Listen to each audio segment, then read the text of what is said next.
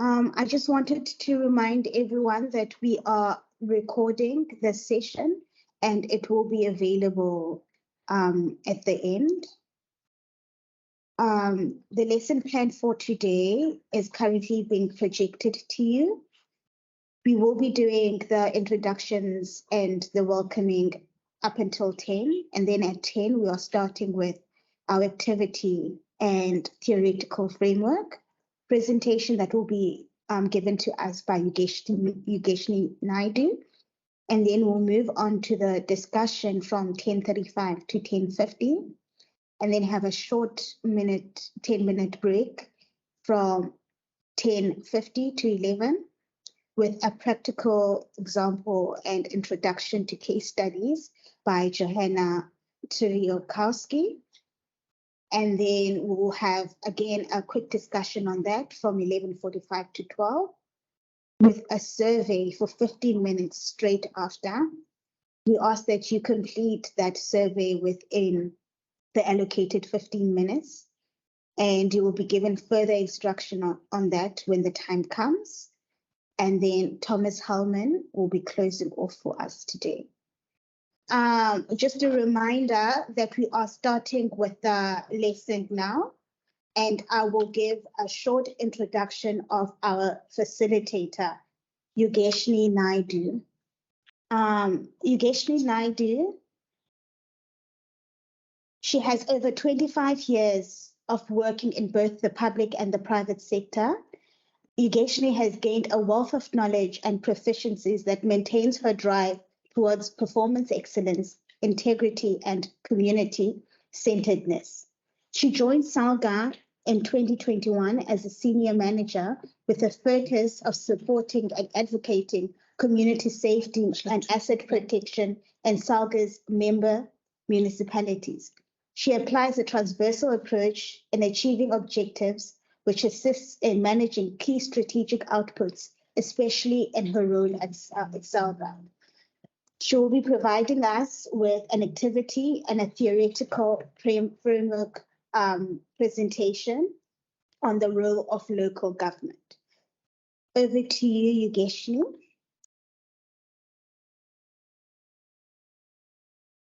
Good morning, Fiona. Good morning, colleagues. Thank you, Fiona, for the introduction. I'm just going to quickly flight my presentation with you, and then we can start.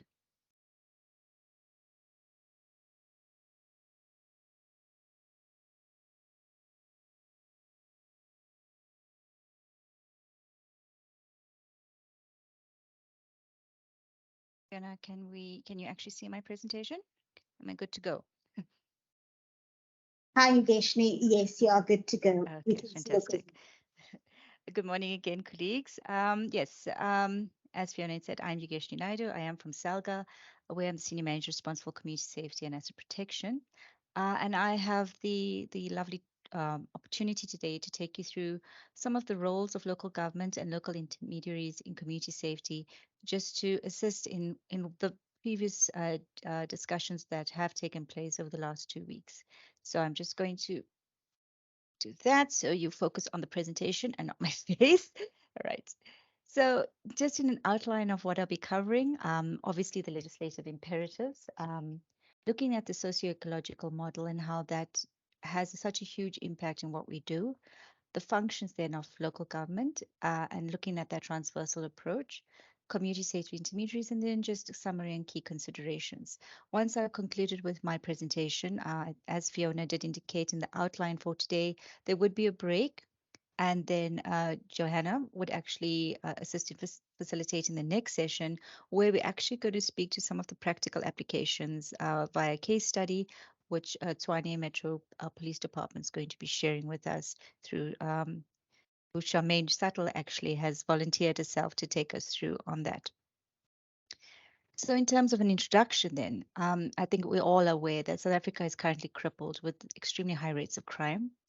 So many of those responsibilities for providing citizen security lie with the national government. However, local government does have a key role to play in identifying crime risks and vulnerabilities, and ensuring that safety and security policies are tailored to meet local needs, including by involving communities and other relevant state actors, non-state actors. Literally, local government is where the rubber and the tar hit. And that's where a lot of what translates for national government into actionable objectives and outcomes actually is from a local government experience. Many of our municipalities then across the country have been undermined by protracted crime, which are often connected to crime challenges originating beyond their municipal borders. So, by examining factors that may build neighborhood level resilience to crime, it becomes central to reducing the poverty gap and lowering inequality, particularly in impoverished communities. The stats have indicated that there's a huge correlation between the crime stats and those communities that are less developed or we want to put poor in an inverted commas, but impoverished communities. A resilient community is what we're hoping to achieve, where it becomes a community that can utilize the resources available to them in order to respond to and recover from an adverse situation in a positive manner. There is an urgent need to move towards more holistic and integrated strategies and interventions that offer a wide range of responses and recognize the need to act locally in addition to deploying efforts at a national and or local level. Legislative imperatives are important. And I think within any institution, especially local government, we need to have those key considerations. But the legislative imperatives, specifically around community safety, need to be understood. So we know that there is a framework within which we are functioning. Obviously, our constitution creates that basic foundation, that basic framing, and specifically section 152(1)(d), where it states that the promotion of safety is one of the objects of local government. As indicated already, the crime stats indicate that the majority of violent crimes occur in the homes, in areas of recreation, and amongst people that know each other.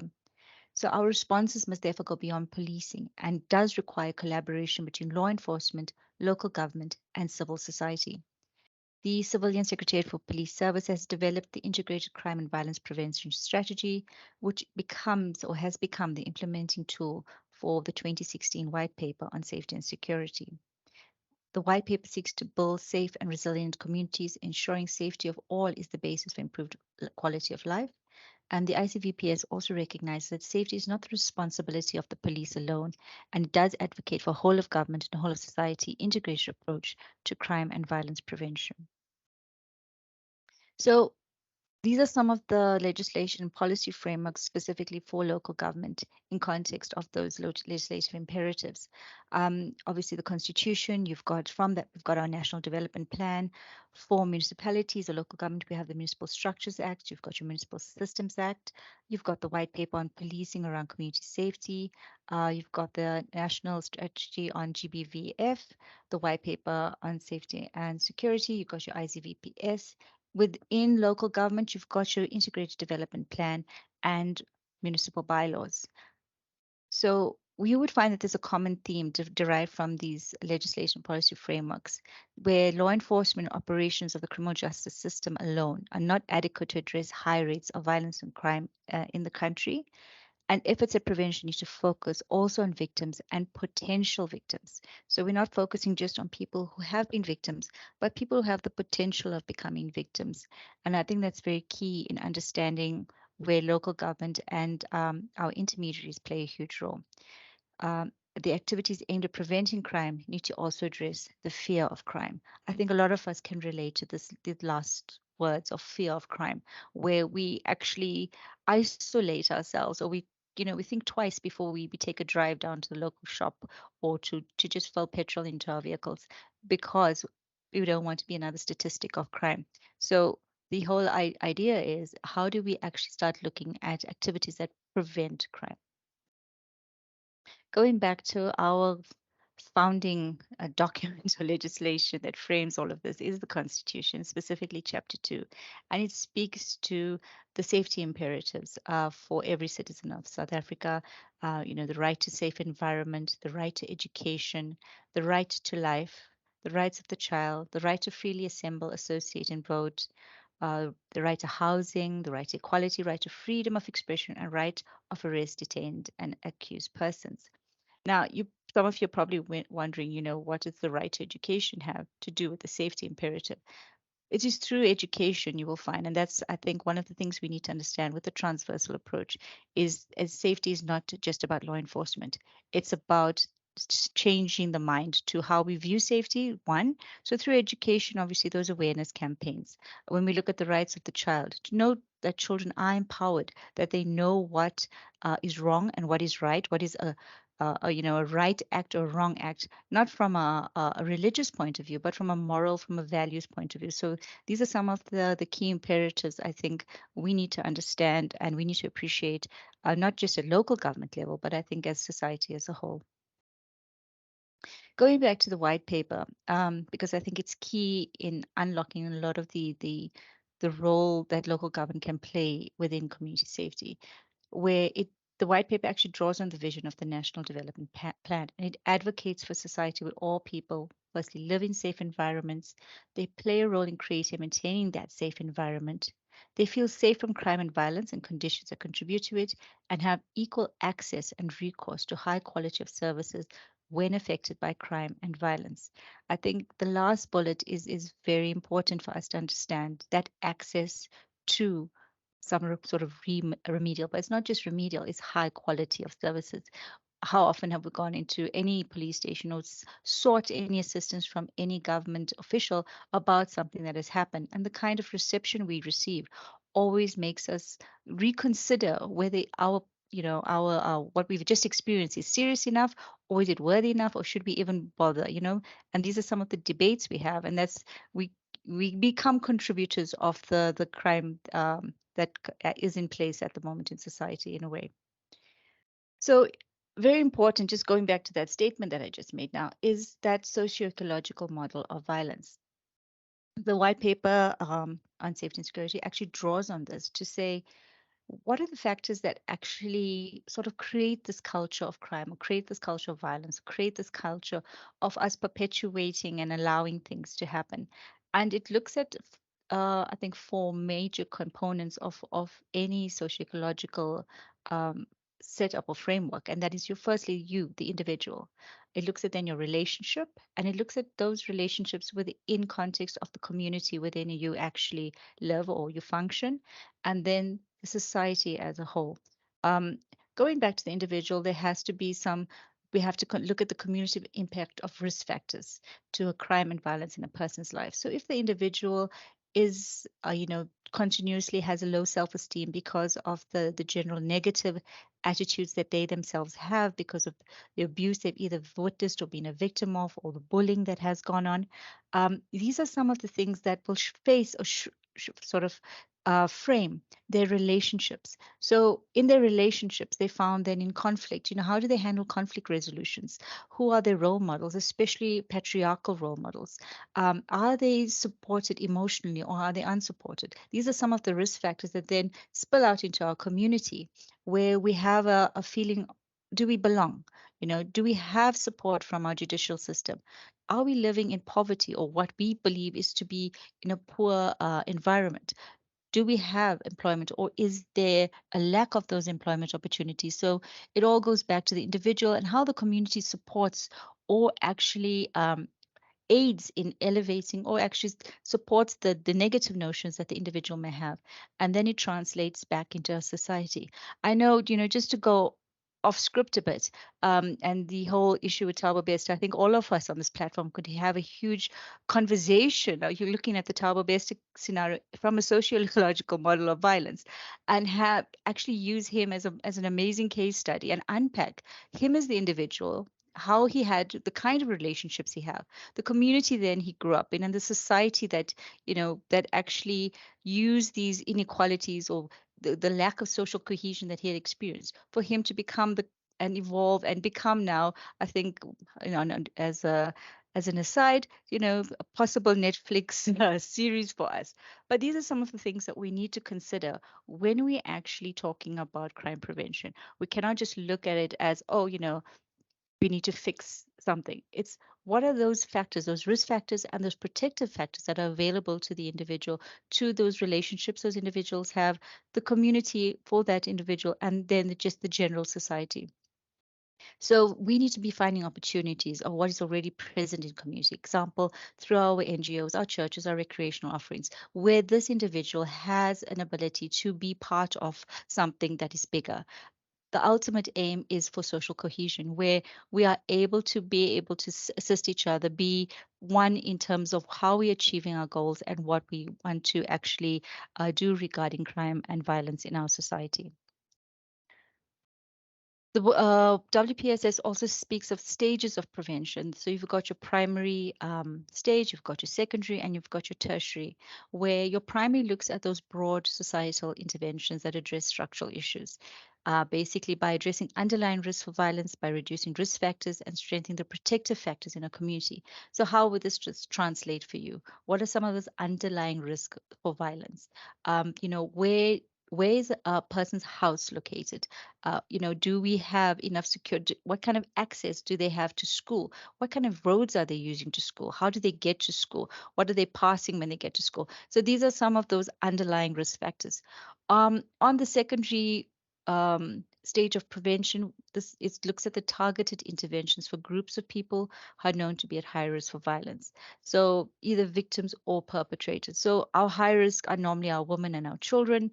Our elderly also have become stats and obviously in isolated cases, especially in old age homes. But these are some of the stats that we need to be looking at and breaking down to understand how do we prevent this from these sort of incidents from happening or occurring. Uh, you know, for example, at a bus stop, there's a light and it's always broken. So immediately women would not want to go there at night and take a bus or a taxi from there because they know they're going to be victims. What are we doing to ensure that this light is not accessible to people who want to vandalize it, who want to actually commit criminal acts? Then we on the next stage is your tertiary prevention, where interventions are directed at the individual level after an act of violence has occurred. And I think this is very important for the support that we offer our victims. And it's the long-term support because a lot of times people who are victims of violence do not have the coping mechanisms or the coping structures within their home or their society to actually overcome what has happened and to heal and actually become part of society again and actually function effectively in society. It's important to understand this as well because these stages of prevention are found at local government level, but maybe it's done through the provincial offices or through the national offices, but it is there. And the NGOs have a huge role to play in assisting local government to achieve these stages of prevention. Just to go into the pillars very quickly as well. There's 6 of them. First one is about our effective criminal justice system, and I think a lot of us would have a lot to say about this as well, and whether how effective or ineffective it is. The early interventions to promote safety. This starts with our little babies, in terms of making them aware of those basic things. And I will talk about something like your bylaws. Do not litter. Do not throw things out of the car. Do not drop your chips packet. Put it in a bin. Then you ask the question, but has it been available to the child? So what are we doing in supporting what we are teaching and what we are doing in terms of interventions to our early learners? The victim support services, I did speak about it in the previous slide. That's one of the pillars that the WPSS looks at. Integrated and effective service delivery.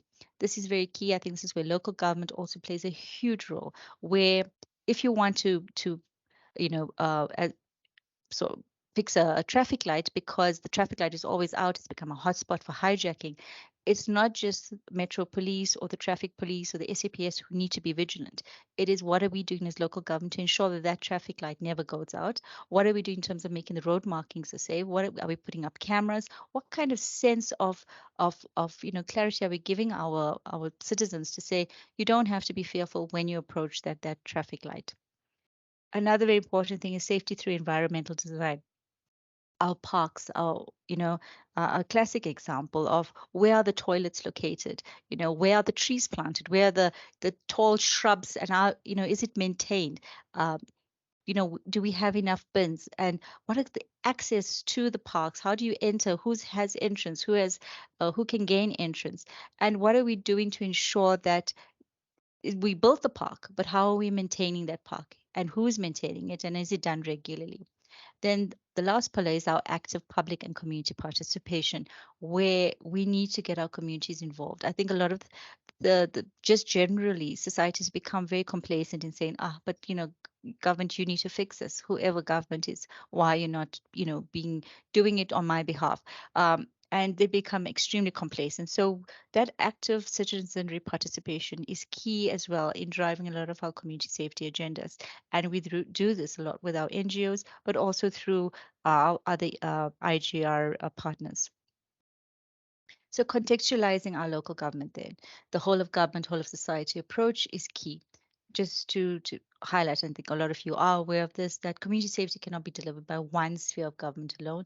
Then a whole of government approach is required, national, provincial, and local. There needs to be collaboration with non-state actors to expand this whole of society approach. And the Constitution recognizes the different spheres of government at national, provincial, and local level as distinctive, yet it does emphasize the interdependent and interrelated nature of government in providing clear principles for cooperative government and intergovernment relations, mechanisms and processes to facilitate intergovernment relations, and that's done through our IGR Act.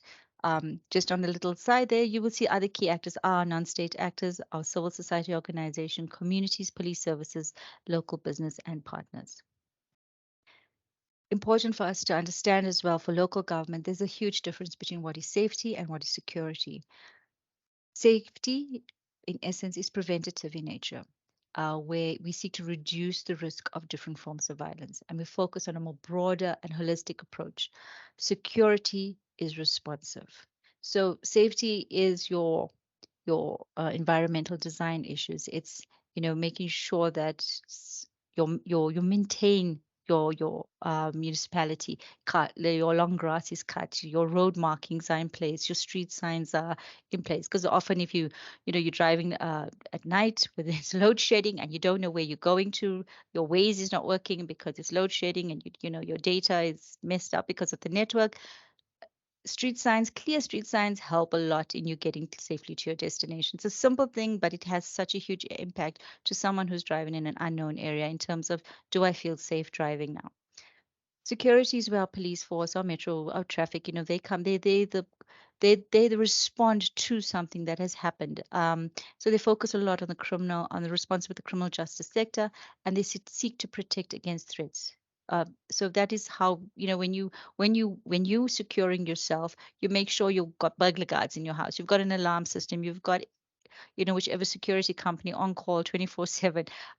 You drive a vehicle that probably has bulletproof glass on it, and you also, in terms of how you don't want to expose yourself to any threats, you would probably make sure you don't drive at night. So whatever, if you have to, you make sure you're always on the phone talking to somebody. So these are some of the things that drive what we perceive as security. And then obviously the basic law enforcement side of things. But it's important to make that distinction, especially for local government, because often we get caught up in thinking community safety is just about the security side. And whereas it is integration of both safety and security. The functions of local government then, as per the Constitution, is some of the things that you would find the WPSS speaks clearly of, where we manage our public spaces. In terms of our street trading, traffic and parking, it's very clear there. Municipal health services, childcare facilities, the control of public nuisance, building regulations and trading regulations. These you would find in our bylaws. They're meant to be in the bylaws in terms of how we ensure that the building regulations, whether your property does comply in terms of the fire escapes and all those other requirements of the city planning. And then obviously the public safety with our firefighting services and municipal public transport, and your basic services, cleansing, refuse removal, water and sanitation services. Water and sanitation services, or even cleaning refuse, these are also safety aspects, because even we forget sometimes that water safety is so key to what we have to achieve as a municipality to ensure citizens are actually safe, not getting diseases. And this is how we capture it from the transversal approach to safety. Right in the center, there's safety. And what does safety mean for local government? If you look at that transversal approach, if you're looking at community development, how are we ensuring that the buildings that we have to support the work of local governments and social services are actually safe and secure? Have we also ensured that access to these buildings and in terms of the transport routes or the walking routes to these buildings, are they safe for the people who are meant to use it? Are they accessible to the people meant to use it so that they feel safe getting there to receive the actual programs and interventions planned for them? Planning and spatial transformation, this speaks to your environmental design issues. I think a lot of us are aware as well that we've got a lot of dolomite. I think in Tshwane Metro as well, they've got sinkholes. And, when we're building, do we actually ensure that just the environmental in terms of the ground that we're building on, is it safe? In Alexander Township in Gauteng here, we also have people building their homes alongside the Yixke River, and when it rains and there's floods, people lose their lives, people lose their personal belongings. So, what are we doing as local government in terms of that planning and spatial transformation, which goes hand in hand with our housing and human settlements? Where how are we ensuring that there is, where we are building our toilets, that infrastructure that's going into the little township that we're building, how are we ensuring that it's safe, it's secure, that it's not going to be open to any kind of vandalism, that it actually isn't going to create problems for the people living on those particular sites? Local economic development is something that I think we could play a huge role in, where our youth could play a huge role in investing themselves back into the community. More often than our youth, when they finish school, they off to go find a job, and they never come back to give back, to be part of the solutions that we may require at local government level in addressing community safety related issues. Water and sanitation, I've spoken about this in terms of how how secure or how safe is the water that we're drinking. Do you feel safe going to the tap, opening that, the tap, drink, and pouring yourself a glass of water and actually gulping it down? Or would you rather buy your bottled water from your favorite store? These are some of the things that we as local government need to consider. The safety in terms of our water. Are we ensuring that our local economic development plans and structures are in place for our youth to want to be part of the bigger picture, to be part of that economic growth? Because when we are thriving economically, we are less open to crime. We're less open to those kind of elements of negativity and violence that come into the space. And then right at the top, then obviously is our law enforcement, where we do our bylaw enforcement, we do the social crime prevention programs, and we do a lot of the, I think it's more like I indicated before, it's more of the doing of people who have or acting on the people who have done wrong things, where your land invasion, your hijacking of buildings. So the law enforcement going basically to apply the law. Very important as well, and very important in ensuring that safety component, but it's not the only component. There has to be, from a local government perspective, that safety is not just for enforcement. Safety is for everyone at local government level to have a component of safety in their KPI, in their scorecard, to say, how am I reporting on safety? What am I as community development doing to look at safety related issues within my department or within my framework? And I think for local government, that we've started the process at SALGA. We are, keep going with this process, and we're still trying to home in to say it's not just for law enforcement. It's not just for law enforcement. It's for everybody to be involved, and that's where the transversal approach comes into play. With that transversal approach, obviously, is that integrated approach to safety, where we then have a holistic view of safety and security. As local government, we now say, okay, we understand safety and security has been something that everybody needs to be involved with in whatever capacity they have to. And then we start implementing strategies that need to work. How do we integrate what disaster management is doing, what city planning is doing, and what water and sanitation? How do we integrate some of their KPIs, make them one for us as a city or for as a municipality, instead of each person having to report, or I did this or I did that? You would find that there's a lot of integration in what the work that they're doing. So how do we make it one for a strategy that's going to work and actually be smarter for us as a municipality? Very important, and it's very key in driving a lot of what we do, is to ensure that there's community participation. we have to take it to our constituents. We have to make sure our community understands and our community appreciates the work being done. This is something I always drive when we speak to councillors as well, to say the role that ward councillors play in this space is so important. I've even, jokingly said, you all should actually have competition with each other to see which ward is actually, looks prettier and has less crime, and just to get that kind of engagement going. Because from a community participation perspective, our councillors have a huge role to play together with those NGOs or civil society organizations that exist within that ward. Our business partners also have a huge role to play. So bringing all of them together to say, let's get our community on board, let's get the community involved in fixing what is wrong. It plays a huge role in driving the entire strategy and ensuring safety is actually not only it becomes sustained, it becomes part of the DNA of that community. So to this end, SALGA has actually got a position paper that speaks to enhancing the role of local government in building safety communities. It is a guide that generates discussion and tool for advocacy and resource document for community safety champions. Just to highlight some of the points or some of the key factors in the position paper, it does outline local government perspective on the requirements to be in place to enable local government to fulfill its community safety and violence prevention mandate. It also provides as a guide. It creates a general discussion amongst key partners and stakeholders. Once again, going back to that whole of government, whole of society approach, and it becomes a tool for advocacy and resource for community safety champions. And our community safety champions could be anybody. It could be our mayors, our municipal managers, even our local government actors, anybody who wants to be somebody who champions and drives the community safety agenda at a local government level. So where do our intermediaries come in? Those of you not familiar with what intermediaries are, they are actually they are individuals or organizations that work in collaboration with law enforcement agencies, community members, and other stakeholders to address issues related to community safety. Charmaine, when she does her presentation, she's actually going to talk to how our internal intermediaries can also play a huge role in also driving the community safety agenda.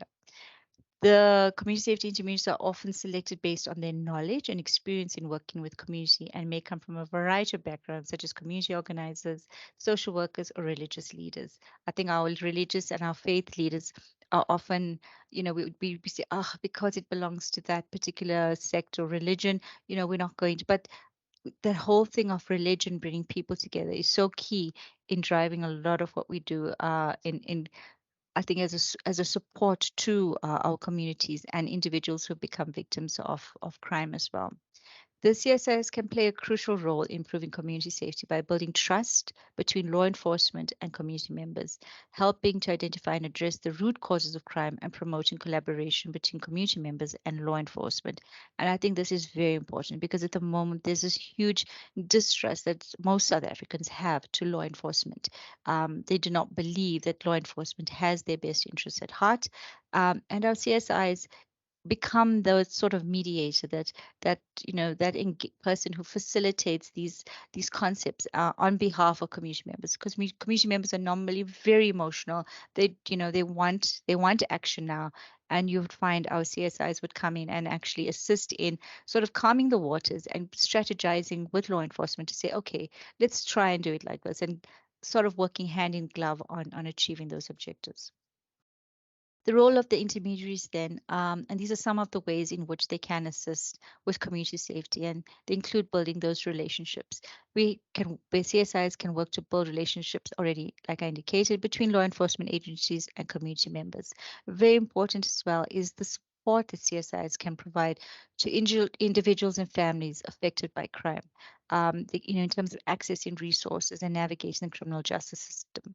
I think, if we look on the disaster that happened in KZN with the floods, where our community, our CSIs had a huge role to play in, rallying together, getting food supplies down to people in KZN. This is one of the biggest examples of where they actually came together, not to assist government, but to sort of go over, there and beyond in terms of making sure that the people are safe. The people are they're getting food, they're getting water, and sort of supplementing what the government was doing as well. sort of building, linking 3 and 1 together is that mediating conflicts where they can help to come in and sort of say, you know what, community members, we need to find, excuse me, I just wanted to sneeze. They need to find a better way of how we're going to resolve our matters in a peaceful manner, so we don't take to the streets, burning, burning buildings and destroying our infrastructure, because tomorrow we still need that infrastructure. Now we've destroyed it and we don't have, a clinic to go to, or we don't have a bench to sit on when we're waiting for the taxi or the bus.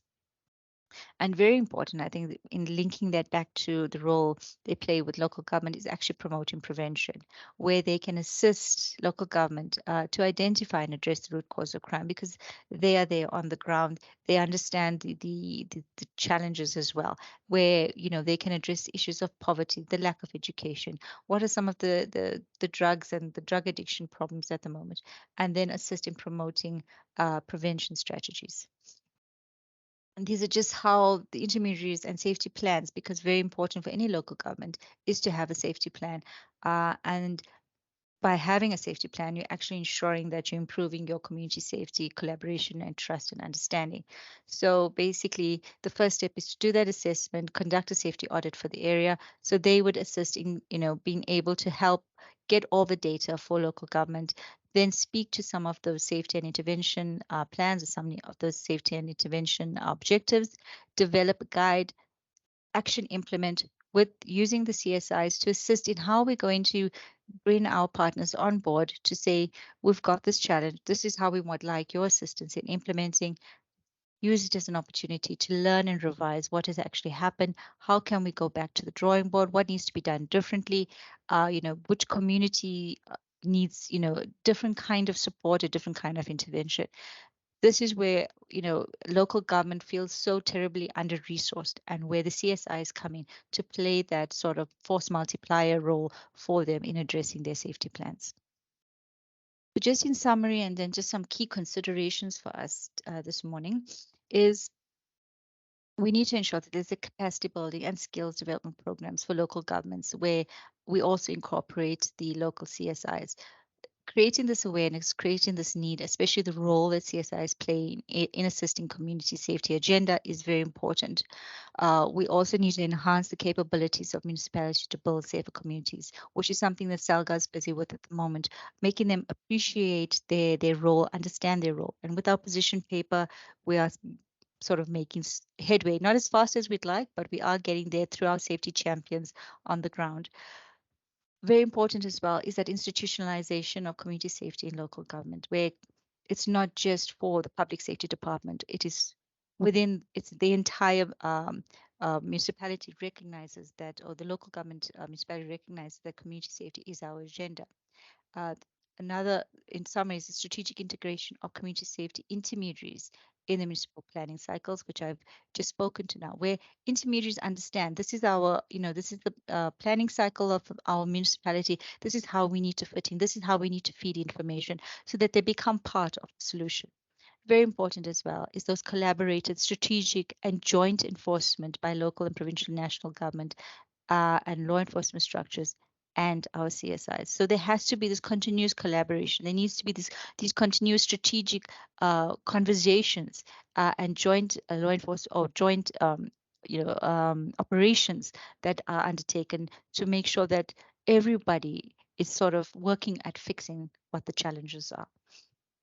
Some key considerations for local government at this juncture is that we have, as South Africa, we have a strong and coherent policy framework on community safety, but there's a need for improved coordination regarding the implementation efforts. So we need to be working a lot more on coordinating all our efforts. You find that there's a lot of duplication of what's happening at the local government level. Local government has an important role to play in driving community safety agenda, especially through these coordinated and strategic partnerships that I've spoken about in the previous slides. Political buy-in and championing community safety is critical. Yes, we do realize that if the politics of the day do not understand it, we actually we're just talking without anything actually happening. So we need to ensure that there is that buying. Very important as well is that professionalization, where we need to ensure, whether it's our councillors, whether it's our officials, there is that capacity building, even bringing our CSIs, where sometimes they may not fully understand the role that local government plays in that space. The institutionalization of community safety, I've already spoken to that. The mainstream of community safety across the core functions of the municipality, that's the transversal approach that I mentioned in one of the slides. And very important is that we document lessons for those good practices so we can make evidence-informed solutions and interventions. I think that is going to help not only local government, but I think just all community safety champions in the long run in addressing what we actually want to achieve. If we can make sure that we are using the good examples, we are actually learning from those good examples, and we're saying, how can I improve on this, or how can I extract from this to make what I want achievable? And on that note, I thank you very much, Fiona and colleagues.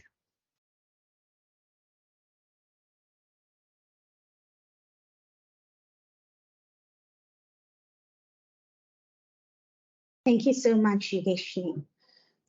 Are you giving the participants an opportunity to ask you some questions now? Yes, absolutely. They are open to, they're more than welcome to pose questions to me. Okay. The floor is open to whomever would like to ask a few questions.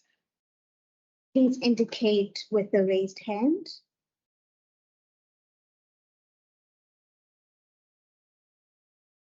We have a question from Tharisha. Tharisha, the floor is yours. Thank you, Fiona. And thank you, Ms. Naidu, for a very insightful presentation. My question is around what I'm hearing you say. It's the safety is a cross-cutting theme within local government, but yet my experience to date is that exactly that local government at this stage is perceiving safety to having to be seated or situated in the often in the directorate responsible for a disaster risk management, etc. But in my view, it should be a staff function and not a line function because of the cross-cutting nature of it, and it needs a driver, and it obviously needs a budget to be able to find a landing space. As one of your slides said, it needs budget and it needs capacity. So what is SALGA doing to, or your position in terms of that, where it needs to be situated? Because, as you say, I mean, in the electricity department and the planning department, what are they doing, for instance, to prevent illegal connections to electricity, etc.? So I'd just like to hear your views on that. Thank you. Thanks, Teresa. I appreciate that. Yes, so obviously from SALGA, or just from, I think from SALGA's perspective, we found that, and I'd say it's early days, because unfortunately SALGA we cannot instruct municipalities, to follow the formula. We can only present best the policy, or the best ideas, or the best what's going to work best. So that's why our position paper is so key in all of this, because through the position paper it basically highlights what would be best. And coming back to to your example of electricity and planning as well, we find that yes, it's important. We would prefer, I promise you, a SALGA, that it's actually driven from the office of the city manager or the municipal manager, so that the city manager, in looking or sort of unpacking the IDP, he or she is able to say, here is the safety KPI. Electricity, tell me, what have you done, for example, on illegal connections? City planning, what have you done about the hijacked buildings, or the buildings that don't have proper a building plan? They don't have the correct building plans, or what are you doing about water and sanitation? What are you doing around ensuring, is our water actually safe? What is the latest? So these are some of the ideas that SALGA, we sort of planted the seed, or we're planting the seeds where we haven't already started the or had the opportunity to. But we are creating sort of that kind of conversation to say, yes, and I agree with you, a lot of more often than not, it is found in the disaster or the community safety or public safety department where they say, okay, you're in charge of community safety.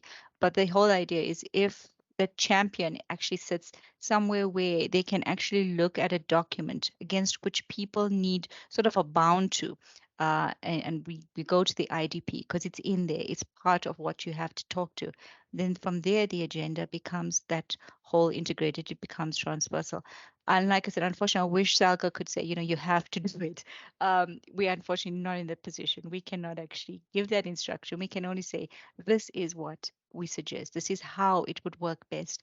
And these are some of the ideas and concepts you need to think about. And in terms of them, then the HOD of the various departments or the heads of those various departments within the municipality then take ownership and responsibility. And then the strategy of community safety then gets driven from the municipal manager or the city manager's office of that local municipality. Thanks, Rachel. I hope I've answered your question on that. Thank you, Yogeshni. We have another raised hand. Dumisani, the floor is yours. Oh, thank you, Fiona. My question is when you look at the city strategy in relation to the community, not the community action plan, but the safety plan. You've just spoken about the safety plan. And when you look at VPUU methodology, which is using the social crime prevention. And I know from this platform, we also have officials from the Department of Community Safety. So are there any engagements? Because when you look in some of the safety plans, you come across the VPUU methodology, and from the side of the community safety, then you come across these 6 pillars. So are there any engagements going on now so as not to work in silos, but to just to consolidate and work collectively rather than working in silos? Do we have that initiated engagements in one way or another? Thanks. Yes, thanks to Visani. I think it does. There are those engagements. And I sometimes question whether the people at these engagements are the right people to actually to take it back and make it happen. Because, like I indicated, that entire coordinated way of doing things. I'm a person who believes in let's work smarter, not harder. So if we have the ability to sort of streamline our information, whether it's through VPUU or through the Department of Community Safety at a provincial level, or how are we bringing those key players into the room to say, this is how we believe it should be done. Department of Community Safety, obviously they are mandated in terms of that. So safety plans that need to come to them so that they can understand what's happening within their province. How are we then talking to each other? And I think that that's why I say that coordinated approach is something that we are making inroads. They're not as dramatic as we'd like them to be, but we are making inroads. There are some, and I would say some provinces who are leading in the community safety agenda. And then you would find, and it's because of that relationship that they have with civil society, that they have with within their municipalities, that they are willing to learn, they're willing to understand, they're willing to bring on board all these partners that have a huge role. You must remember one of the key factors in developing any safety plan is having your stats. And where do we get these stats from? Who are we reliant on? Civil society has a huge role to play in those stats. We rely a lot on what the stats that come from the SAPS as well. So these are some of the things that we need to consider. But to be honest with you, I wish we were doing more and more in the sense that we were more impactful and we felt more that there is this coordination between, in the various role players in the community safety sector. And it becomes frustrating sometimes, because you can see the information that's coming from civil society, and then you understand what the department requires, and then you're like in the middle as local government, how do I put these sort of these ideas or what I'm receiving as information into actionable steps for my safety plan. So yeah, I hope I've covered what you were or covered your points there. Yeah, no, thanks. I think you did. And I have my colleague using my laptop, Mr. Stelon Kotla. He has got also a question. Through you, Fiona. Sicelo, you do have the floor. You can proceed with your question. Thank you. Thank you. I'm Stelo Koshla, working for MEP. I believe that the person who was presenting is from SALGA. And to me, it's around community participation or engagement in municipal processes. Because what I see is there any kind of training with respect to the ward councillors on their roles, because you will see that we have the hybrid system, which is PR, proportional representation, which you can say also has constituents-based, but you'll find that most of the time the ward councillor are really not eager to be engaged, or maybe they still see themselves as party councillors, forgetting that during the elections, when they were contesting, it was about party, but now it's a ward councillor, it's a councillor of everyone. Do we give that kind of a training to our councillors that if you're a ward councillor, you are a ward councillor of a person who elected you or somebody who didn't vote for you? That's my question. Thanks for that, because yeah, we as SALGA we actually did our councillor actually the portfolio-based councillor induction, dealing with the new councillors that had come in through from the previous local government elections.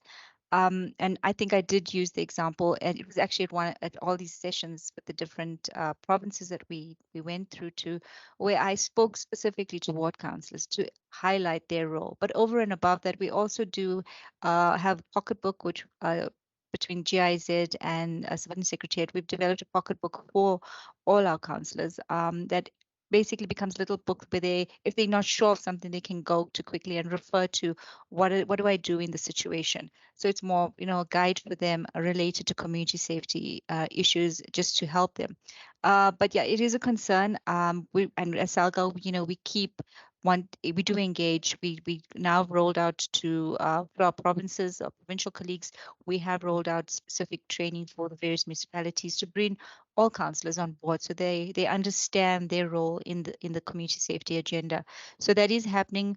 But you would know, through any kind of training, unless I'm open to receive, I'm not going to. For me, it's just another, a session of talking. So if I'm not open to receive the information and make it my own, then the agenda is not necessarily you're not going to feel the impact on the ground. But SALGA is actually doing that, and we continue to do that. Thank you. Thanks. Thank you, Yugeshni. Thank you, colleagues, for the questions and the interaction. On our agenda, Yugeshni, there's a time slot allocated for discussion. I'm wondering if we will be proceeding with that now. I'll be guided by you on that. Fiona, I think I thought we were taking a break now, because I think this was part of that discussion now, the question and answer, or so we will proceed with our short break, and then if there's no more questions from the colleagues, then yes, we can go ahead with the break. All right, and on our return, we'll be giving the floor to Johanna. Yes, that's correct. Johanna will just lead us into the next segment. All right. Thank you so much, colleagues. We'll be having a short break now until 11. And we will continue with our session at 11 sharp. Thank you. Welcome back, everyone, from our short break. We will now be moving into the second segment of today's session, where we will be having practical examples and introducing case studies. Johanna will lead the charge for this. Johanna is part of the Inclusive Violence and Crime Prevention Program and GIZ, so she's part of the team, and she will now proceed with the practical examples. Over to you, Johanna. Thanks, Fiona. And good morning, everyone, also from my side. Mine is really just to play a bridge between the input from Yogeshni and now leading into the practical example that will be given by Charmaine Sutil from the city of Tshwane. I think it's been mentioned already. The city of Tshwane has in the past years really made headways in prioritizing safety. They've managed to integrate safety into the IDP and really started some interventions and approaches with different partners. And I think what also has been shared already by Yogeshni, not all municipalities always have the ideal setup in terms of organizational structures to really coordinate safety, but it doesn't mean that there is not opportunities to be found to prioritize. And I think that's something that's quite interesting also in the example of the city of Tshwane, really to look at the opportunities that are there and not be scared away by challenges. So I think that's why I always like to also invite Charmaine to come in and share her experiences, obviously with the team. And I think also important here, really align to some of the framework conditions and the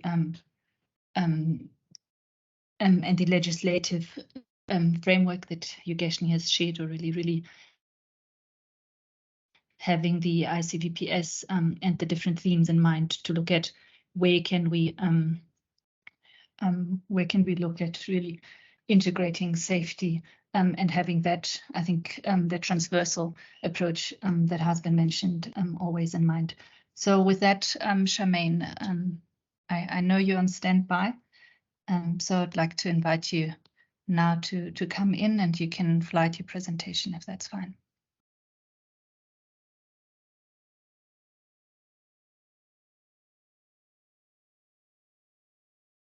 Okay, morning everyone. I'm just going to have my camera for a short while in case my network disappoints. I just want to make sure if everyone can see the presentation. Yes, we can see it, but it's not in presentation mode yet. Okay. Right. Okay, so yeah, I'm just going to be presenting on some of our reflections relating to the roles of local government and local intermediaries in terms of the city of Tshwane. My goodness, I don't know what happened to my presentation, but it's looking a bit strange on my side.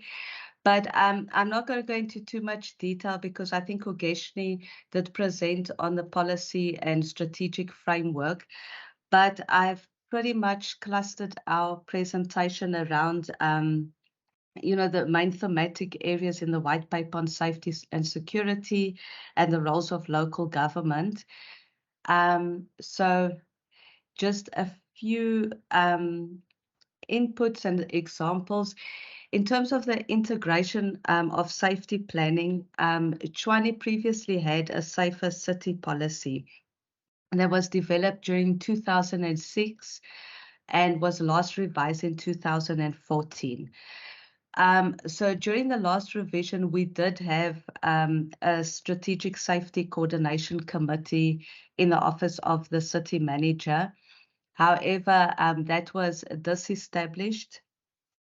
And since then, there was a bit of a gap. And the feeling was, due to financial constraints and so forth, that the Tshwane Metro Police has a crime prevention mandate and that we should coordinate. But at any rate, that's just a bit of background. We've received a lot of capacity training from SALGA, GIZ, VCP. So we are in the process of developing the Tshwane Safer City Strategy and implementation plan. Like Joshi mentioned, with our IDP, we did have safety as one of the strategic pillars of the city. However, there wasn't much reflecting the IDP in terms of safety. So during 2021, we applied for support from GIZ VCP to develop a chapter for our IDP. And we also, via GIZ, received support from Ground Up. And yeah, the chapter was developed. It was included in the IDP. And that IDP was approved in May 2021.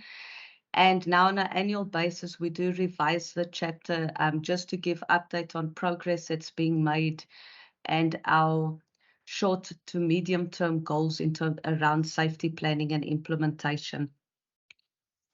Other than that, in terms of integration, we also actively participate in interdepartmental engagements to ensure that crime prevention through environmental design is being incorporated in the Tshwane Metropolitan Spatial Development Framework, the regional spatial development frameworks, as well as different precinct plans that are developed for specific neighborhoods.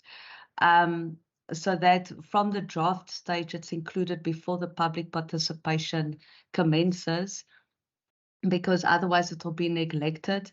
One of the recent developments has also been giving those inputs into the human settlements planning, whether it's for a precinct where there were hostels, which will now be redeveloped into proper family housing and so forth. In terms of integrated transport planning, we've also highlighted it in terms of non-motorized transport guidelines and public transport guidelines, because that is quite essential where you're making pedestrian routes and so forth.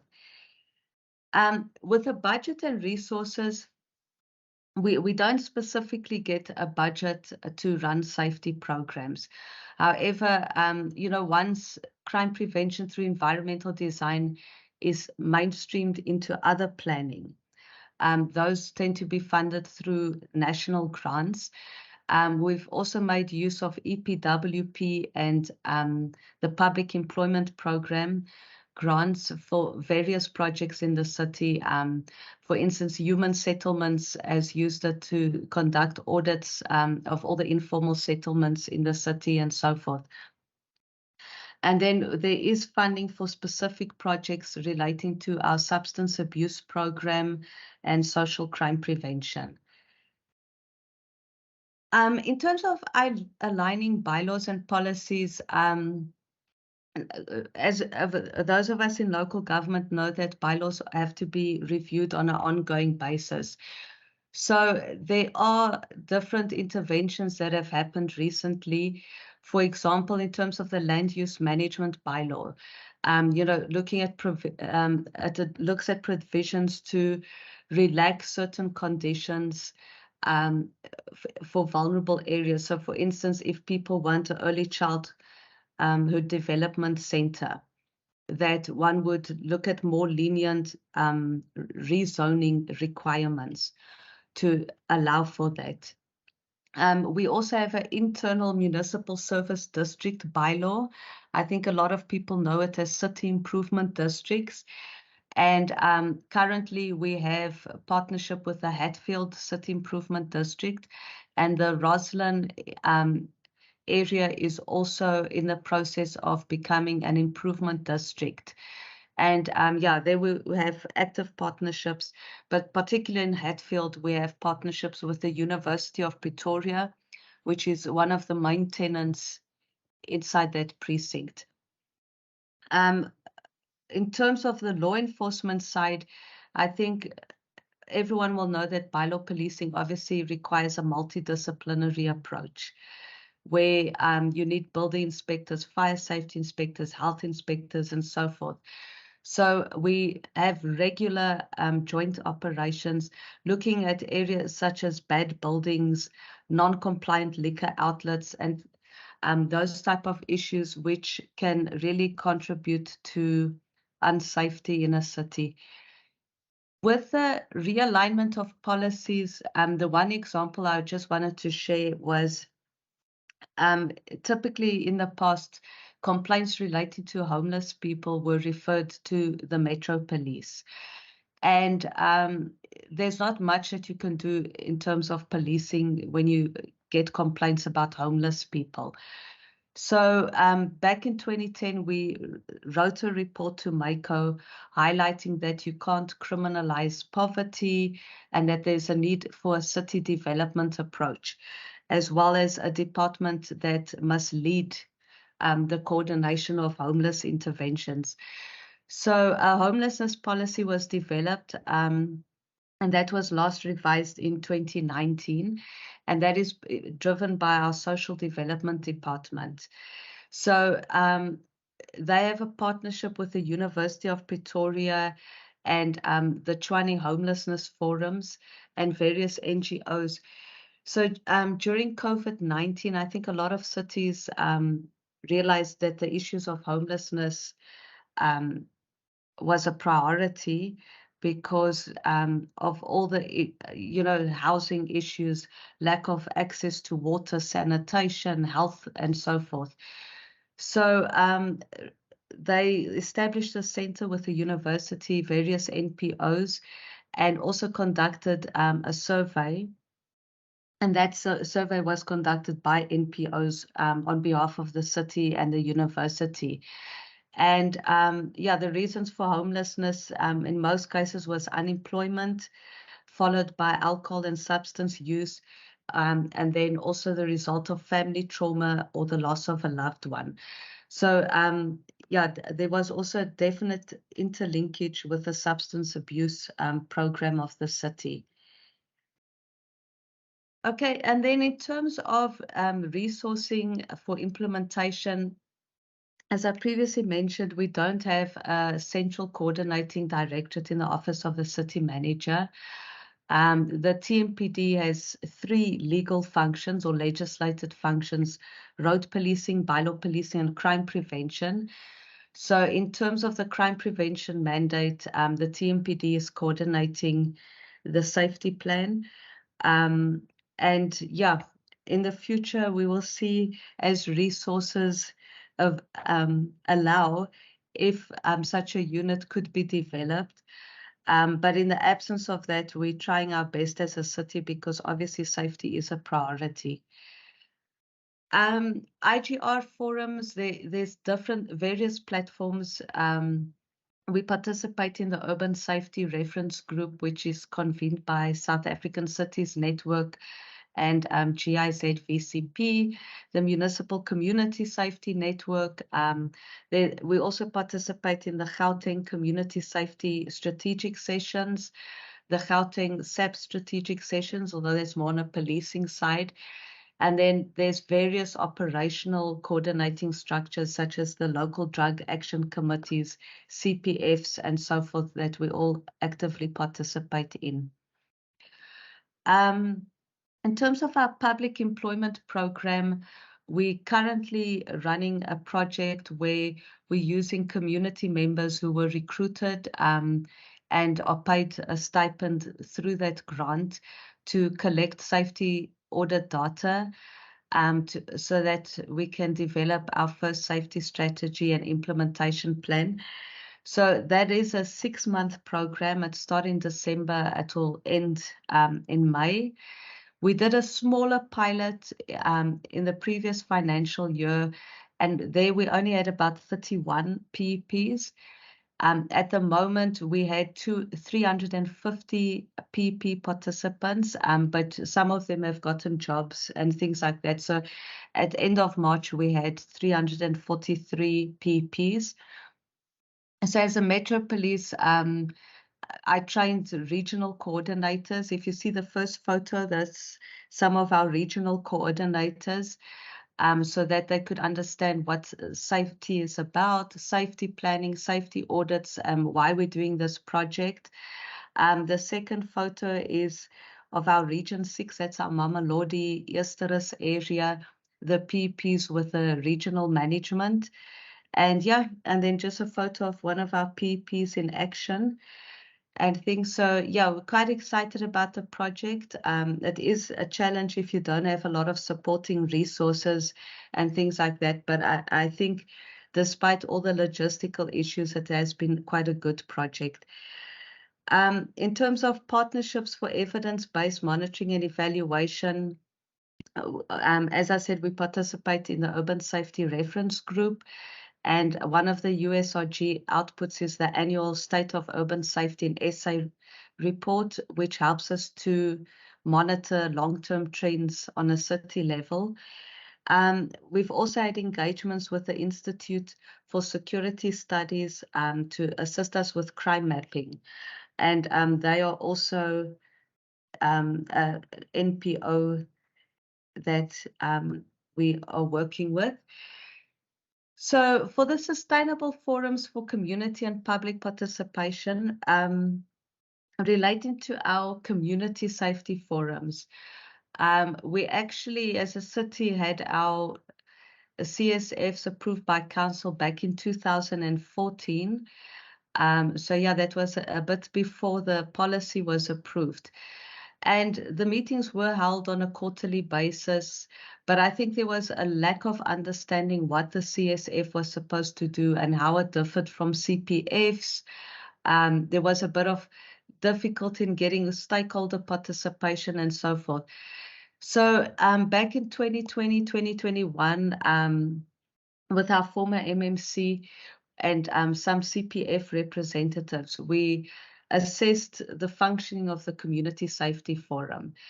And there were also issues of political volatility. I'm sure everyone has seen in the media with coalition municipalities. Yeah, we constantly have new mayoral committees and new MMCs and so forth. So it was decided that the CSF should be reconstituted with a clear framework. And we developed terms of reference, and those were approved by the mayoral committee in 2021.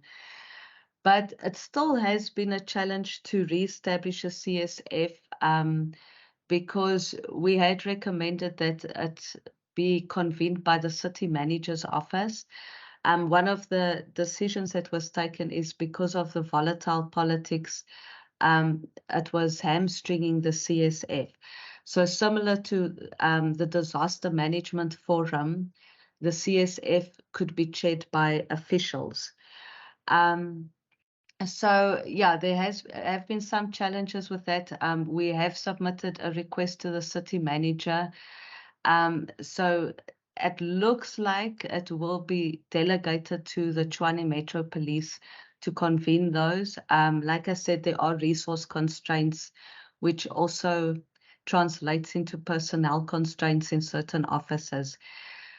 We've used other platforms such as the IDP stakeholder engagements and regional councillor forums, while we're still trying to reconstitute those CSFs. Okay, for integrated programs and interventions, I think one of the more well-known projects of the city is our community-oriented substance use program, COSUP. And that has been developed in a partnership with the University of Pretoria and various NPOs. So with the university, there's a focus on the evidence-based approaches, monitoring the success of interventions and so forth. There's a focus on harm reduction, especially experienced by people who inject drugs, and the various health issues that can emanate from that. A help desk has been established where users, family members, friends can phone to ask for assistance. Local drug action committees have been established, and through the MOU with the university, the partnership with the NPOs are monitored and evaluated. So far, the city has 17 COSUP sites. Some are larger sites than others, but Tshwane is quite a geographically large city. So it is quite important to have sites throughout the city. And amongst others, COSAP also focuses on community outreach interventions as part of the demand reduction program. So all in all, the city's substance abuse plan looks at harm reduction, demand reduction, and supply reduction. As a TMPD, we contribute through our social crime prevention interventions, where we go to schools and speak about substance use and repercussions and so forth, but also, you know, if any of the youth ask for assistance, the officers will interlink them with social workers and social services and so forth. We have the multidisciplinary operations aimed at liquor outlets. I think we all know issues relating to underage people at liquor outlets and date rape drugs being used by bartenders and all these kind of things that happen at some of the liquor outlets. And yeah, then we have our general crime prevention interventions, and then obviously road safety operations aimed at drinking and driving and drinking in public. And that is that. Thank you.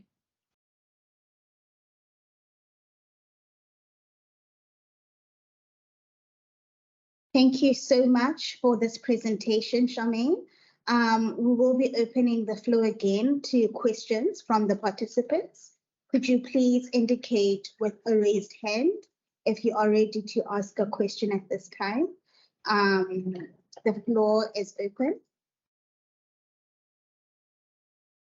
While we're waiting for those hands, I just wanted to find out, there's also a segment for discussion after the presentation. Are we taking this question and answer interactive session as that discussion, Charmaine and Johanna? Yes, we can use that as a discussion. So we have quite some time. It would be nice really to, I mean, first of all, get questions from the floor directed at Charmaine. But then we would also welcome, you know, sharing of own experience, maybe something that relates to what we heard earlier from other municipalities. I think that would be also very valuable. Okay, we do have a raised hand from Patrick. Patrick, can you please kick us off? The floor is yours. Good day, Fiona, and good day, colleagues. Charmaine, thanks for your presentation. I'm just having a question regarding your crime mapping. I've noticed that you are utilizing the expertise of ISS. I'm just wondering, maybe didn't you maybe think about using your PEPs and coupled to that, maybe if you have your neighborhood watches and other intermediaries? Just my observation. Maybe you can comment on that. Thanks.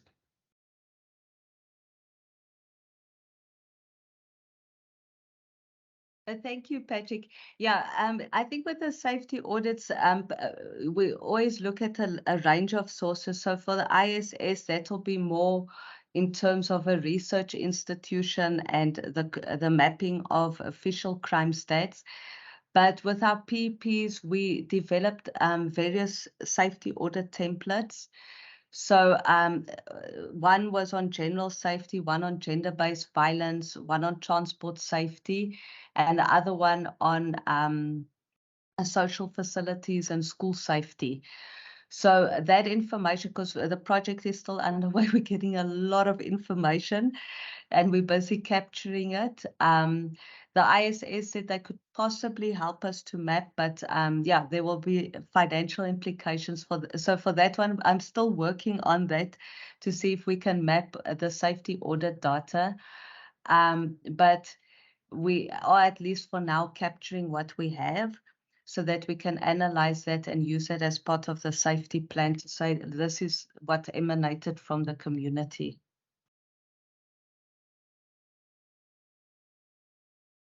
Thank you so much, Charmaine. I have not received any more raised hands.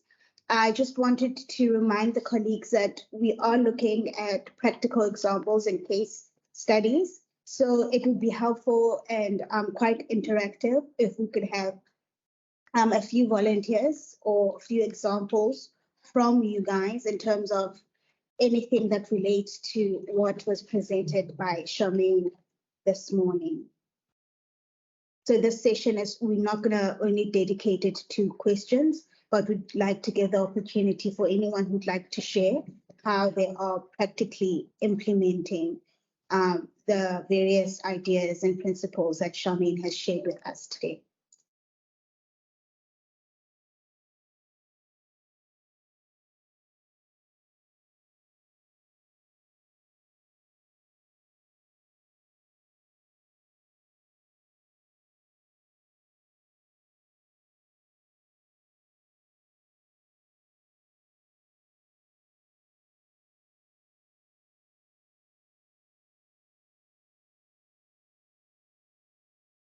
Joanna, I am inviting you to facilitate the statement now, if there are any examples coming from the floor.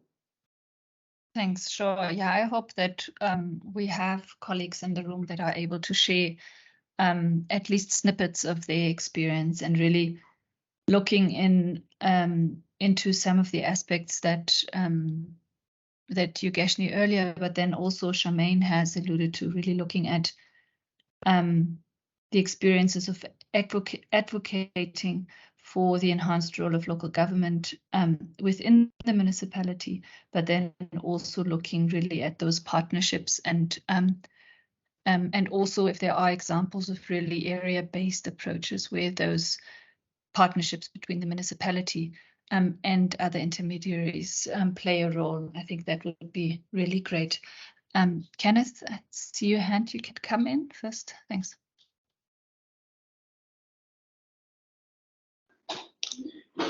Thank you very much, Joanna. Good morning, colleagues. And firstly, I would just like to introduce myself. My name is Kenneth Nivenes from an NPO called Galeshewe Youth Network. We are based in Galeshewe, Kimberley, in the Solplaatje area. Now, firstly, I also would just like to send out my message of appreciation for being part of such an important training program. I would speak on my area where we come from. We, as Galeshewe Youth Network, we are based at a heritage precinct in Galeshewe. The area is quite, it's a very historical area with a lot of history attached to it. But the challenges that we are faced with is that the precinct itself, which is under the local municipality and a few other departments like Sports and Culture and Tourism. The area was developed to be a heritage site. It was also developed to attract local tourists. But unfortunately, the gap between the community and the local government and the government departments are so wide that there are actually very limited consultation that is taking place between the government who are planning on developments and then the community. So basically, most of the time, the community is not involved in the planning and the development of the area. So basically why we are based in that heritage precinct is because the area it's been vandalized. There were a few shopping, few informal traders spaces that was created. There was the toilet and then there are those monuments there. And we also have the offices of the great Robert Mangaliso Sobukwe at the precinct, and that is the office that we are occupying as an organization. The reason why we actually occupy the space is because the space was being neglected, the space was being vandalized, and we, as a community organization, we decided that we want to place ourselves in that space so that we can come up firstly with interventions to actually promote community safety. Because the area itself now it's a area of criminal activity. It's like a hotspot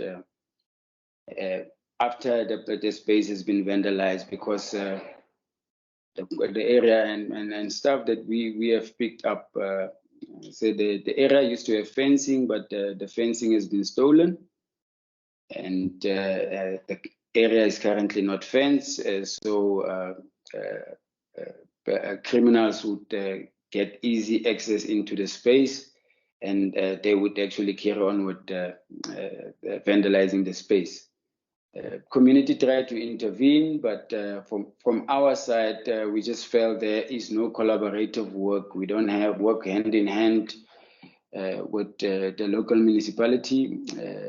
I would mention, and during the presentations, the importance of the involvement of the local councillor was mentioned, and we have reached out to our councillors, and we have shared our vision as an organization in terms of us trying to make sure that we restore firstly the dignity of the precinct, but also create the necessary partnership so that we have the councillor with the ward committees working with us, and then also with interventions of actually including local businesses and just ordinary community members, so that we can have a partnership or a solid a structure or a forum that can come up with interventions that can be implemented, that can make sure that we create some sort of a safe area where we can attract a local tourist. It's quite difficult for us to work on our own, and we would, if there is anyone from the Northern Cape, be it representing SALGA or the local municipality, that we are extending our hand as an organization. We really need the support even from SAPS, because we have very limited interventions where the SAPS or the local government come and share their plans, the plans that they have. So currently we are implementing our strategies as an organization alone, but we really cannot do it on our own, as we live in these communities, and for us it's like we are exposed because we don't have one solid structure where we can say all these elements are connected, and all these intermediaries they are involved. For us, we're still operating in silos, and it becomes difficult for us to say we can come up with interventions that can actually make sure that we do realize the vision of creating a safety area. I can go on and on, but I don't also want to waste this time. I also want to give people an opportunity to engage. But I will cut it just there right now. Thank you.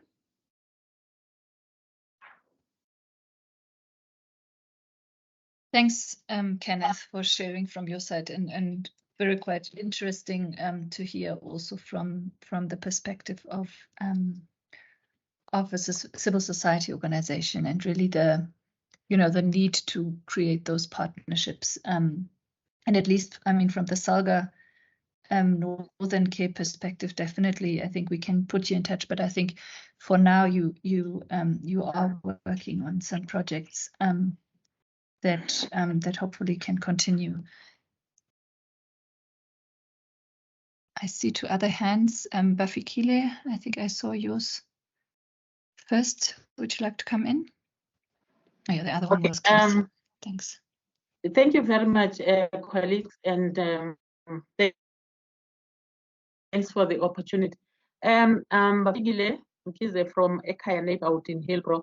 I'll just add on the this was under the presentation on functions of local government, in particular on partnership. Within Ekhaya, we really strengthen the partnership with the city, because that is where we find our strength. And right to add on the projects that we had always had from EPWP, we now have another project called Wozawake. The Wozawake is also working as EPWP in the area, and it's also helping us under youth employment, that is creating jobs for those who are not employed. So on this partnership that we have, this is through this presidential stimulus package is in partnership with Inner City Partnership and the province. So it is going very well within the area. It's changing quite a lot, because they are working as CPF, additional to security. Usually we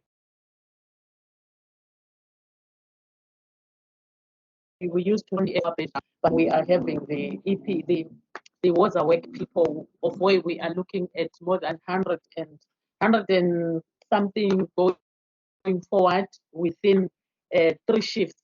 So we are really covered on that. So that is the approach that we are having in terms of additional to safety and security. And also coming to integrated programs that we have within Ekhaya, we use our NGOs.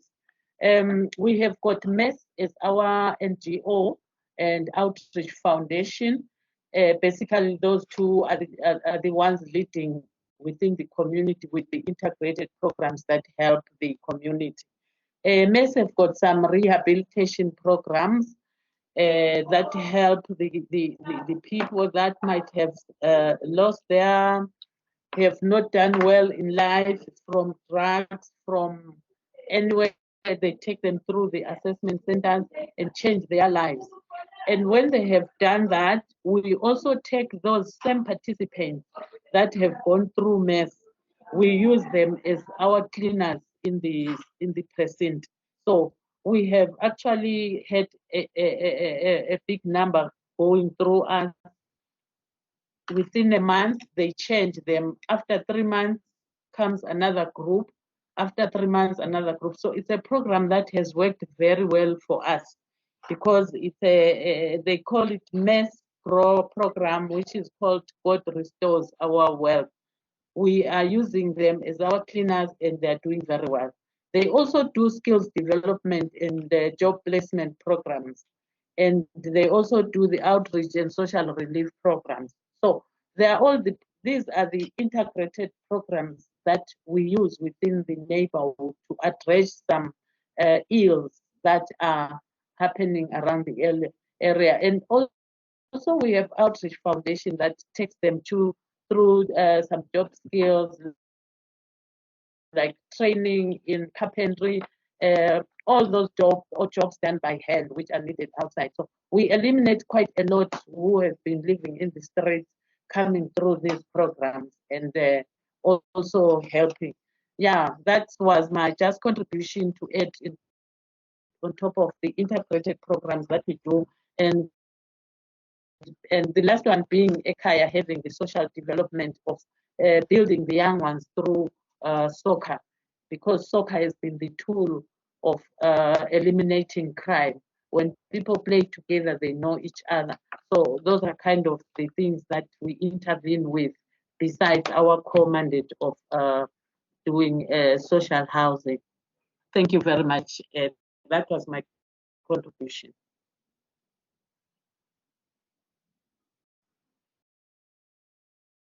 Thanks, Bafikile. Pumla, would you like to come in? See your hand is up. Thank you. Thank you. Good morning, colleagues. Uyakhohlela lo muntu, suvela khona. Sorry, Bafikile, you unmuted yourself again. Did you want to come in? Okay. Pumla, please go ahead. Thank you. Morning, colleagues. I'm Pumla Jim. I'm from the Safer Cities Unit in eThekwini Municipality. Within eThekwini, we saw that as a tier of government closest to the people, the municipality as local government has a role to play in promoting and developing strategies to enhance community safety.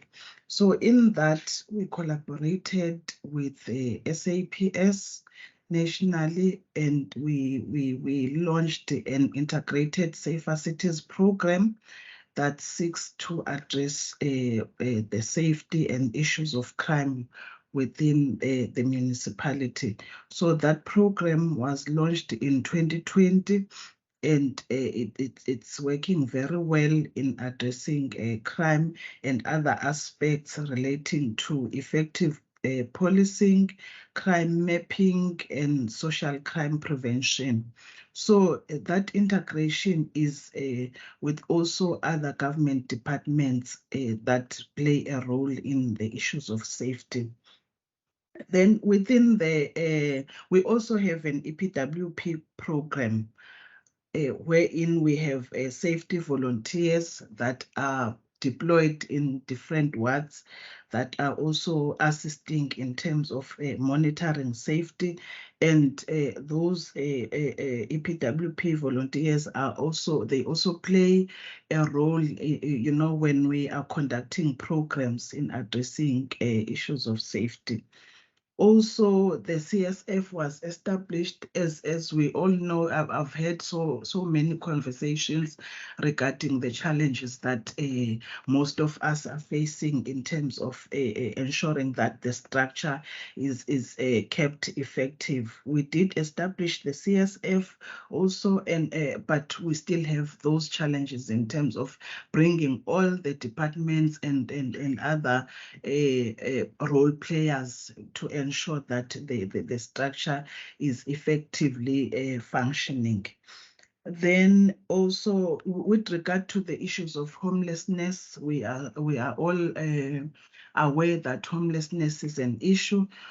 Also, you know, when during COVID-19 regulations, we formed shelters. And when the regulations were relaxed, we thought, let's keep those at least 3 shelters where homeless people are being kept, and we having different programs in terms of ensuring that they are being developed, and also so that they can be able to exit the homelessness. So within those programs, there are crime fighting programs, and also the programs that seeks to ensure that the city is safe.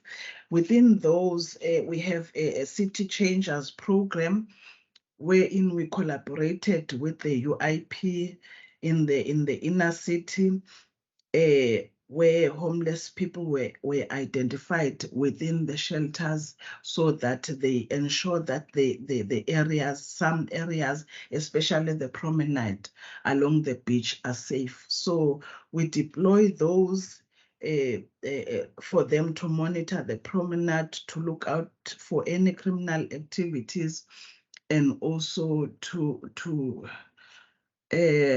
deal with those people that are begging in the streets. The program is also working very well, and those homeless people are just rendering their voluntary service. There is no stipend or anything that in relation to that program. Yes, so yeah, we have 3 shelters that we kept, after the COVID regulations were relaxed. So within those shelters, we have about 538 homeless people that are still in the shelters. Some of them got employment in the business sectors within the city, and some of them get psychosocial services, because we are trying to eliminate the issue of homelessness within the city, because we all know that the homelessness affects the economy. As much as we were badly affected by the floods and the civil unrest, but we are trying to resuscitate the programs that were seeking to address the issues of crime within a eThekwini municipality. Thank you.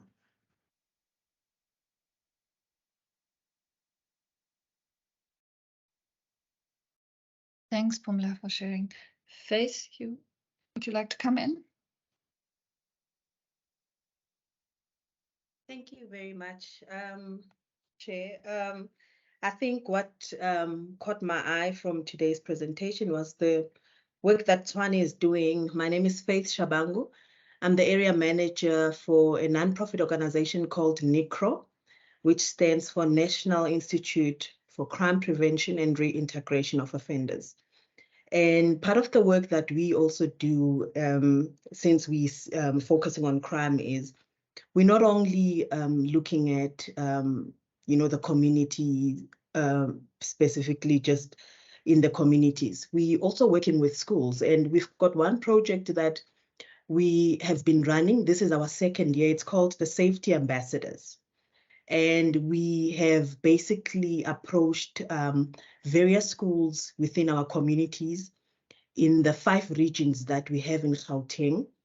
And we are working with schools that have experienced a lot of problems with children's behavior. And what has happened is this program is a preventative program. So all these kids that are part of the program, it's children that have somehow violated school code of conduct. They have poor performance academically, but they haven't yet moved into being offenders. And what we basically do is we look at life skills. So we train these kids become role models to their peers. So we target 30 learners in each school, where we do, we work with social workers. They do assessments to determine the suitability into the program, the risk level. We also look at the protective factors from the family. So it's a holistic approach where we're not only working with the learners, we've got training sessions for teachers on how to manage or discipline children with that display high risk behaviors. We also work with parents. So there's 2 workshops that we facilitate over the weekend with parents as they work during the week, because our main goal is to say that you cannot only work with one stakeholder. And I was impressed with what Tshwane Metropolis Department was doing, because we look at substance abuse, we look at teenage pregnancy, all the prevalent challenges that schools are experiencing. Currently, gang violence is quite big in schools in Gauteng. And this program that we are implementing is where we are using the learners to become ambassadors to their peers. So we put a group of obedient, high performers with ones that are quite displaying deviant behaviors or antisocial behavior at school. And we group them, and they learn from each other and become ambassadors to their peers. The program is very effective because it's a whole school approach. The SGBs get trained, the school management team, because we also focus on enhancing the school safety. There's a lot of challenges with the school safety. So we do a school safety audit within the schools as social workers. We guide the school management team on what they need to improve. We, part of the safety ambassadors somehow holds the school accountable to say, this is the plan that we've developed. We need to follow it to enhance safety within our schools and communities. So we're currently rolling out in 7 schools. We've got one in Vereeniging, in Germiston, we've got in Pretoria, we've got in Soweto, we've got in Palm Ridge, and other neighboring communities within Johannesburg. It is quite admirable that all of us are doing work that is focusing on, community development, that is focusing on addressing crime within the communities that we live in. What my request is to collaborate. And when the presentation was being flagged, I was happy to see that the Tshwane Metro Police Department is also focusing on funding some of these projects, because that is us then working as a collective and striving to achieve one goal at the end of the day. So as NPOs, there's a lot of work that we are doing that is not obviously known to everybody, but we also are contributing as NICRO to say we want to bring about change and improve the safety conditions within the schools. So I'm really glad to be part of this 3-day workshop or training. It has really opened our eyes also to say there's various sectors that we can bring impact, but there's also something that we've also learned that we can take back to grassroots, where we are implementing services for the beneficiaries that need it the most, because that's what it boils to. We want to make sure that societies and people feel safe. Children are focusing and teachers focus on teaching and learning instead of safety being an issue within the school premises. So thank you very much for this opportunity. I think we really appreciate it. Thank you.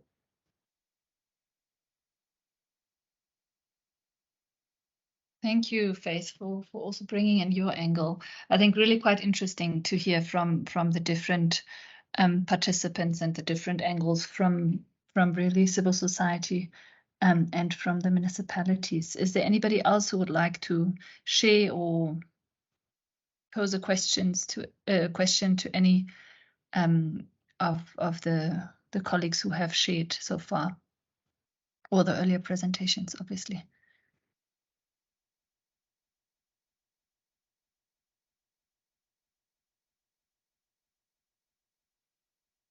You're also welcome to write in the chat if you either struggling with the mic or would prefer it that way. We still have a little bit of time, so I think it would be really great to make use of the time to continue this valuable exchange. I think that's something we've definitely heard, that it is helpful for everyone to also hear what others are doing.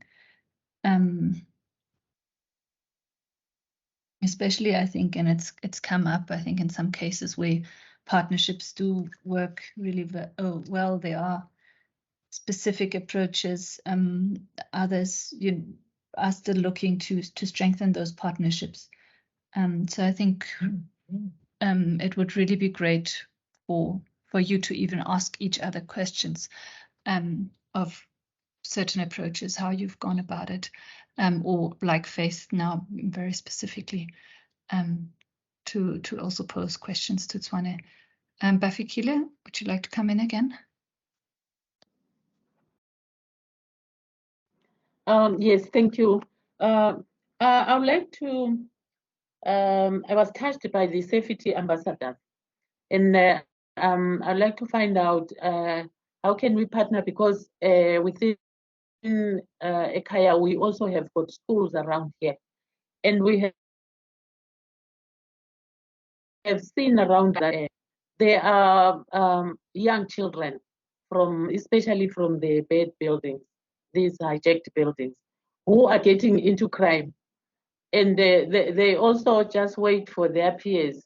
If they send them to the shops for bread, for these little things, they are likely to come back being taken by those young ones. So it's safety ambassador through schools. Yes, I understand, but there are some of the kids that who are not probably not attending school, but committing those kind of things.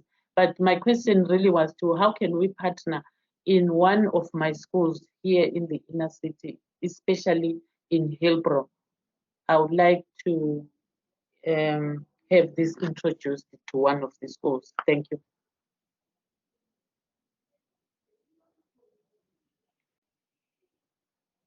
Thank you, Bafikile. I think it's something that we can always engage. As I said, it is a program that we've developed at NIPRO. And, you know, I said to you guys, it's now on the second phase. And this year, what we're looking at is entrepreneurship skills. We've realized that a lot of young school leavers, they have dreams, but they do not have resources to further their studies. And that's the gap that we're trying to look at, to say, in the same time, we want to capacitate them this year to say, don't only rely on one platform to say you are looking maybe into going into varsity. If you can't go into that, can you maybe use the skills that you've got or the abilities or the knowledge that you have to somehow continue to strive to achieve your dreams? Start up a little business. Some are good in hairdressing. So we can tailor it to make it work for the community, because we need to focus on the needs of that particular community. We cannot just keep it stringent and focus on one specific thing. We can always adjust it. It is something good. I love collaborations, because the whole point that we are servicing communities is to make sure that we better their livelihoods. Yeah. So we can just share Thank you very much. details in the platform. Thank you. Okay, thank you very much. We'll share the details. Thank you. Thanks. Yeah, so this is really also what this platform is for. And I see Charmaine has already shared her details. If you want to get in touch with Faith.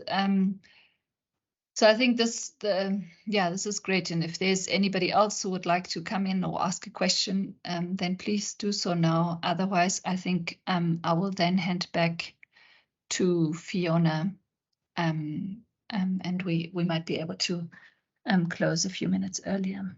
That's fine.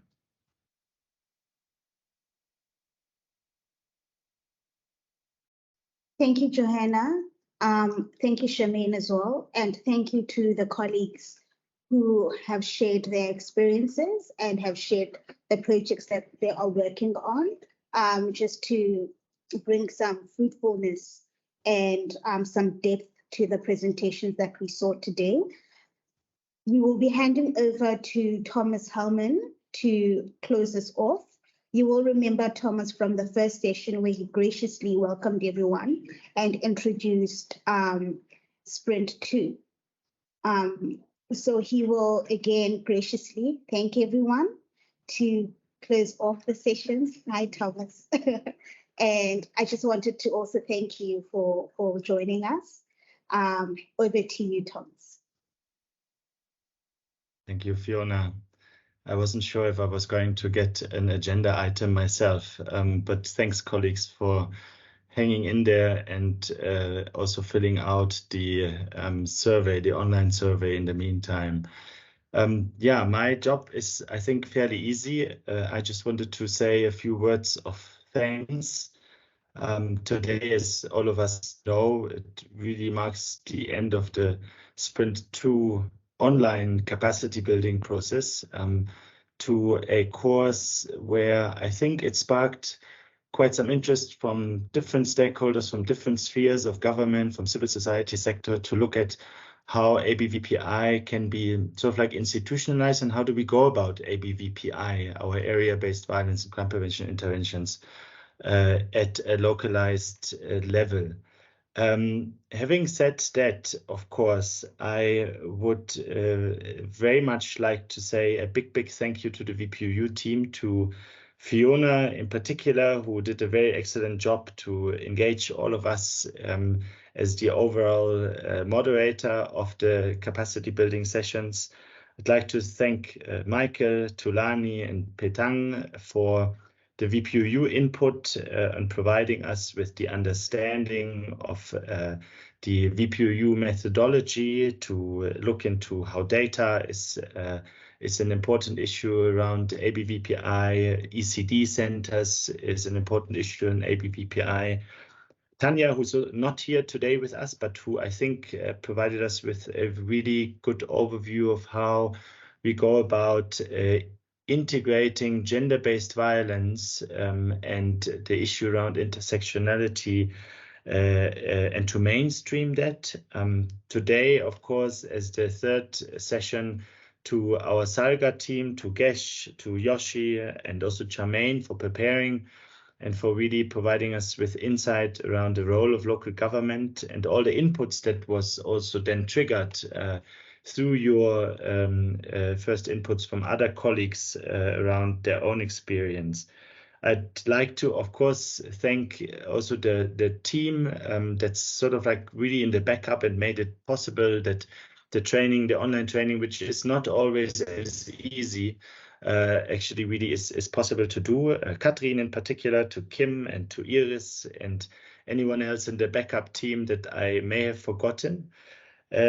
I would like to say a big thank you for all of the colleagues that participated throughout the 3 sessions, or at least if you've also made it today and you weren't able to make it the other 2 sessions, for committing yourself in your very busy schedules on this very important topic.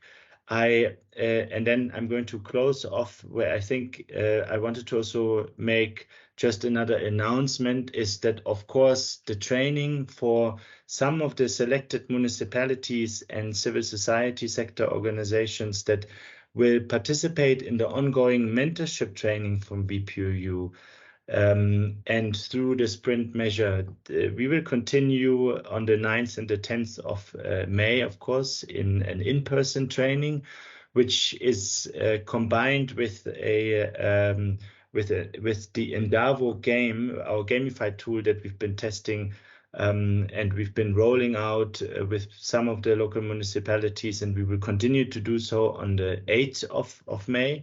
And anyone else that is interested and would like to participate, that's part of this group here now today, I think we can also extend that invite. Please get in touch with us. It's going to happen in Cape Town. And then last but not least, to everyone that's here today and in the other sessions as well, to the community of practice of the sprint measure. We will have a community of practice event that's going to happen at the Stellenbosch Institute for Advanced Study on the 11th of May. And here we are inviting as the 4th and last community of practice event to engage with us on all the practices, on all the knowledge that we've been gathering through the Sprint initiative over the last 2.5 years. And we are hoping that this will be a large success of great exchanges and of lots of inspirations to move forward with the overall aim and goal we've been trying to follow through with the Sprint measure to institutionalize and to make to grow, let's say, ambassadorship and champions in the community of practice for violence and crime prevention interventions. Having said that, I think I am also here to then close off, and I thank everyone again for participating and for all the organization that's behind it. And I look forward seeing you latest at the COP event on the 11th of May, and some of you also the days before for the in-person capacity building sessions. Thanks very much, everyone. And I think, Fiona, I'm able to say goodbye as well. Thanks a lot.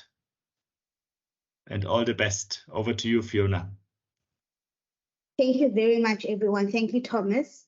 It's goodbye from my side as well. If you have not completed the survey yet, we ask that you stay on and continue with the survey.